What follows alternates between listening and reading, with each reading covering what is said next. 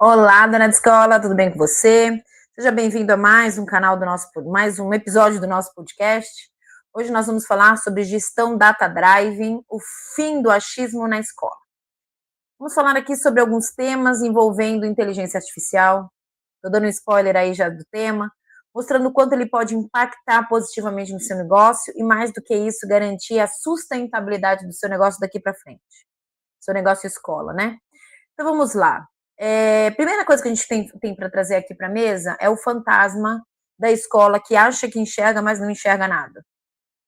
Hoje nós temos escolas que falam de um aluno através de um palpite, através de um feeling, através de um achismo. Mas, Liliane, como assim? Por que você está me dizendo isso? Porque hoje as escolas ou não têm sistemas que formalizem as informações, ou têm sistemas, mas eles são o que eu chamo de Frankenstein. Então, eu tenho um sistema para catraca, eu tenho um sistema para agenda, eu tenho um sistema para fluxo de pagamentos, eu tenho um sistema para receber, para gerar os boletos, eu tenho outro sistema para minha gestão pedagógica, né, para os meus boletos, faltas e presenças, são vários, e eles não se falam, não se conectam, e isso dificulta que a minha inteligência me traga dados de uma forma legítima.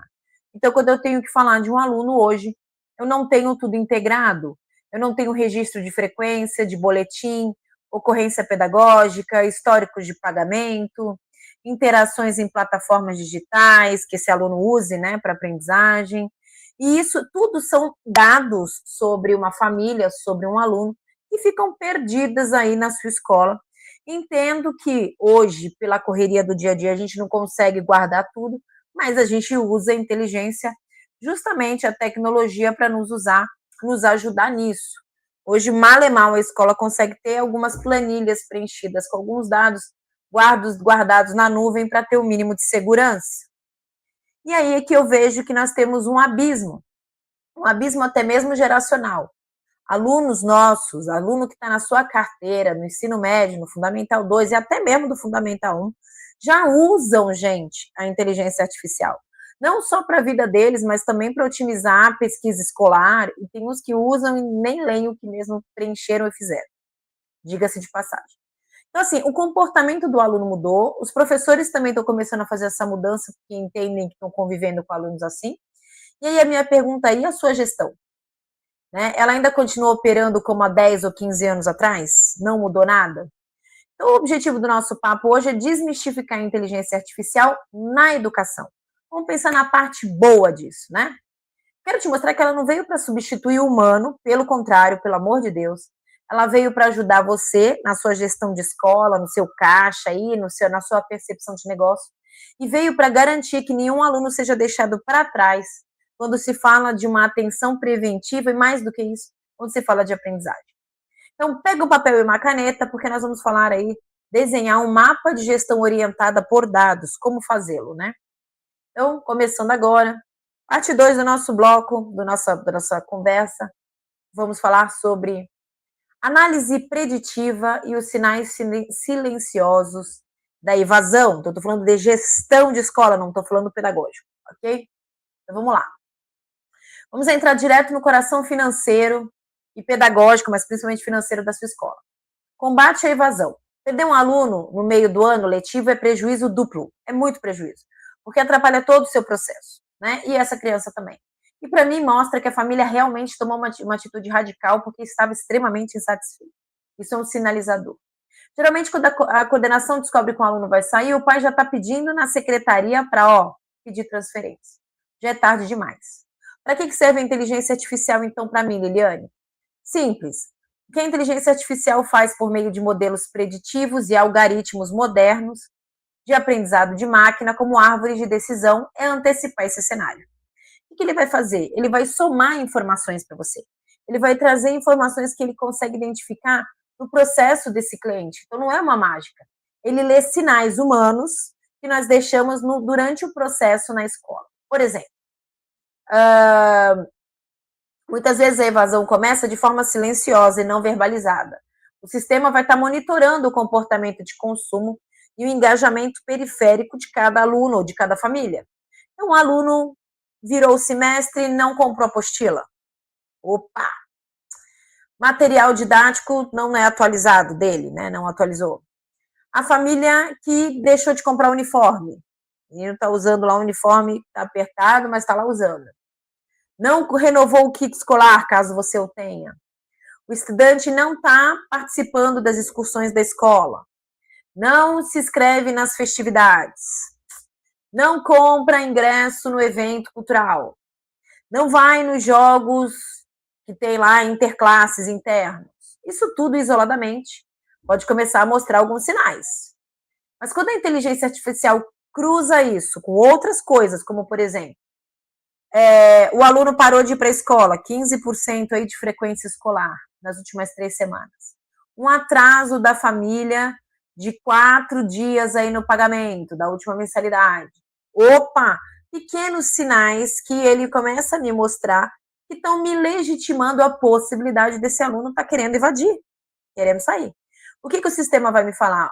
Atenção, o aluno tal apresenta aí 90% de chance de pedir evasão nos próximos 45 dias. Isso é uma certeza? Não. Mas se é uma possibilidade, eu preciso fazer o quê? Pega o telefone dessa família, agenda uma conversa acolhedora, entendo se é uma dificuldade financeira, se é uma situação que está acontecendo na família, ou se efetivamente esse aluno estava pensando em ir embora. Então, o que a IA está me entregando? Ela está me entregando dados. Lógico que a parte que eu vou fazer, que é a de empatia, depende literalmente de mim. Então, é a união perfeita de eficiência com cuidado. E aí nós vamos para o bloco 3 da nossa conversa, que é o quê? Quando nós falamos sobre ensino individual, agora eu estou falando de ensino individualizado em larga escala, ok? Vamos falar sobre isso. Bloco 3, vamos lá. Ensino individualizado em larga escala. Essa é uma situação que a gente precisa conversar. Vamos virar essa chave, gente. Como a inteligência de dados impacta diretamente na aprendizagem? Existe um mito de que, poxa, nunca que o computador, né, que o IA vai substituir um professor. E não vai mesmo, tá? Mas aqui eu estou falando em outro sentido. O que ele está falando aqui é o seguinte: lógico que um professor não pode dar uma aula específica, uma aula particular, para 35 alunos numa sala. É humanamente impossível.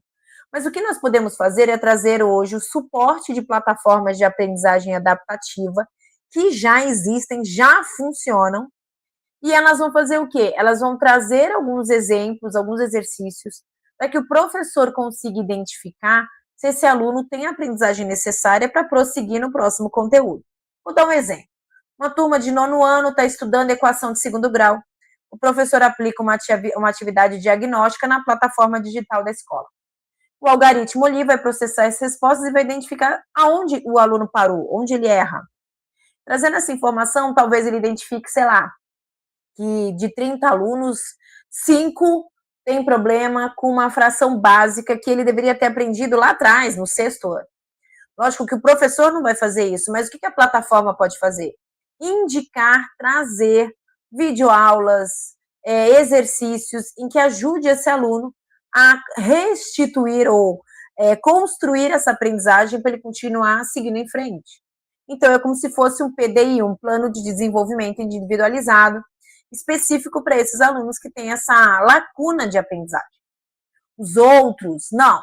Os outros vão continuar fazendo atividade, exercícios dali para frente. Com isso, você consegue trabalhar tanto os alunos que estão com mais dificuldade, quanto aqueles alunos que conseguem explorar e continuar seguindo com conteúdo, sem gerar desgaste nem para um lado nem para o outro.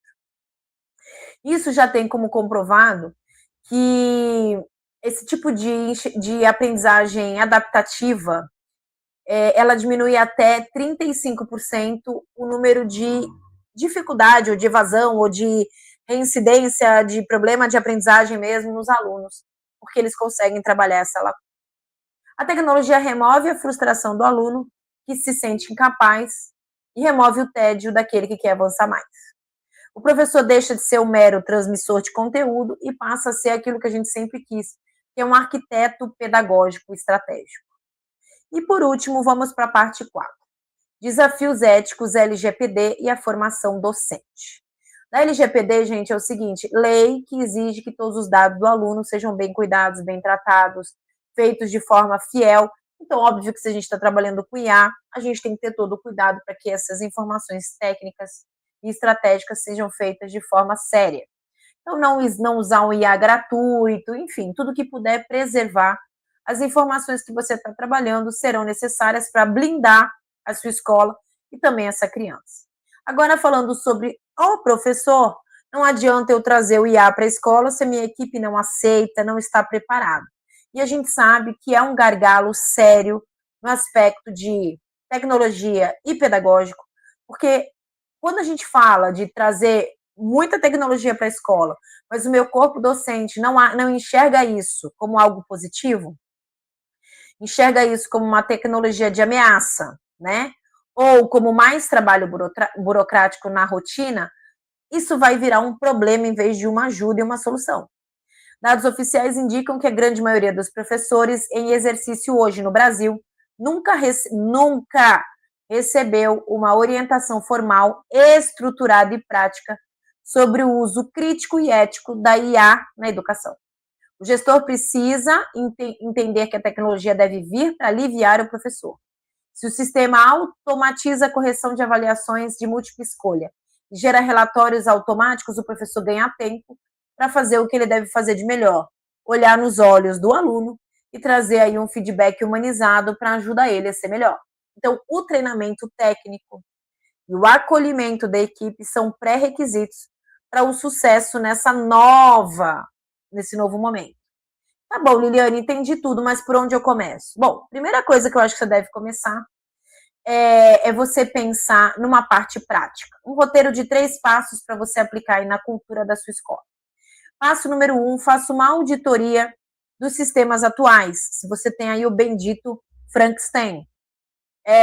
Pessoal, aqui eu olho para cá porque muitas vezes eu estou lendo, tá? Mas vamos lá. Sente-se com a equipe de TI, de secretaria, e se pergunte, ou faça essas perguntas.